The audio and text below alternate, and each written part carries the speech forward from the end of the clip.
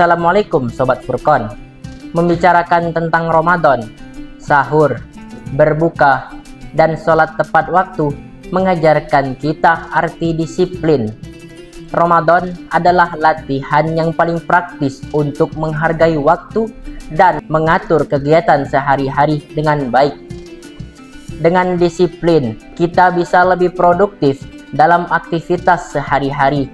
Selain itu, dengan disiplin, kita bisa memanfaatkan setiap detik untuk mendekatkan diri kepada Allah Subhanahu wa Ta'ala. Mari gunakan Ramadan untuk membiasakan diri tepat waktu, menepati jadwal sholat, meningkatkan kualitas hidup.